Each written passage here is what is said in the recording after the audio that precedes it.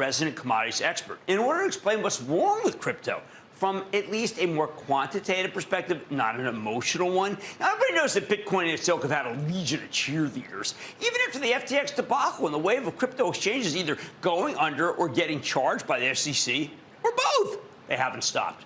For years, these people told us that Bitcoin was the perfect replacement for gold as an alternative asset. They said it was a great hedge against inflation in a world where central banks were printing money like crazy.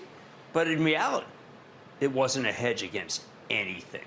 I want you to right now, especially the fact that 3 out of the 4 largest banks that ever gone out of business in the history of America were done in the last 90 days. You got WAMU was the biggest, which was September of 2008, $307 billion. First Republic was $212 billion. That was May 1st. Silicon Valley Bank, March 10th, $209 billion. Signature Bank, March 12th, $110 billion. And the next one, closest one to it, is IndyMac. If you remember IndyMac, it was only a $31 billion company back then in 08. So someone may be listening to this and say, oh, my God, man, if this guy's right, maybe I ought to start moving my money out of my bank as soon as possible. And, you know, Jamie Dimon, I know these guys are trying to get people not to take their money out of the bank and have too many bank runs, because if they do that and, you know, some are taking their money out of their bank and putting it in the money market, is Michael saying take my money out and put it in Bitcoin? Or are you saying maybe take it and put it in a bigger bank? I'm a little concerned, Michael. You sound smarter than me. What should I do? The average person's thinking that right now. So are you saying that these 3 out of 4 largest banks that went out of business that happened last 90 days, there's more to come and things are going to get uglier than what it's been last 90 days? Or are you just saying the fact that if you keep your money in the bank, at any point they can make that decision and control your money? I'm saying that money is a store of value, and there are multiple monies, and they're not created equal. So let me give you the world's worst money. The worst money in the world is like Argentine pesos or Venezuelan bolivars or Zimbabwe dollars or Nigerian naira. Weak money. The official inflation rate in Argentina is 105%. But that's the official rate, which is that understates it. The actual inflation rate would be higher. And if the inflation rate is running 100%, that means your money is losing half of its value every 12 months.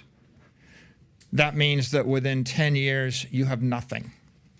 Okay? So bad money, bad currency or bad money loses all of its value over the course of a few years. In Venezuela, you lose all your value in 36 months.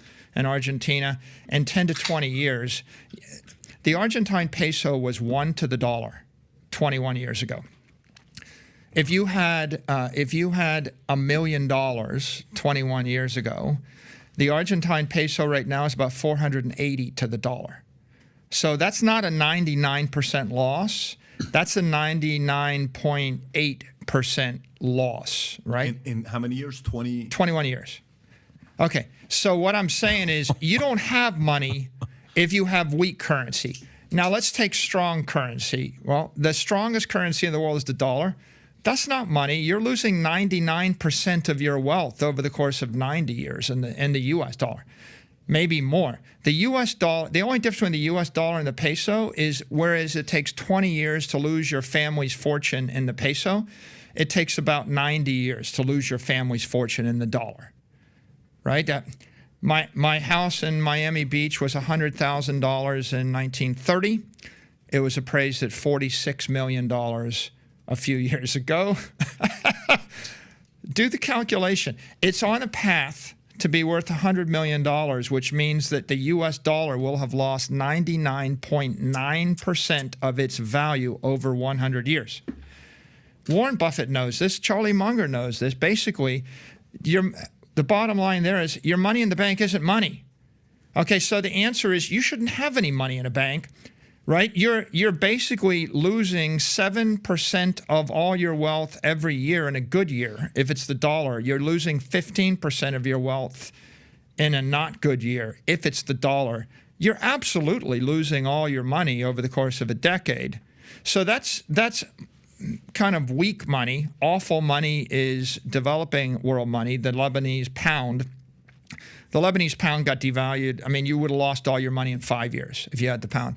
The strongest money, decent money, okay money was gold, but not great.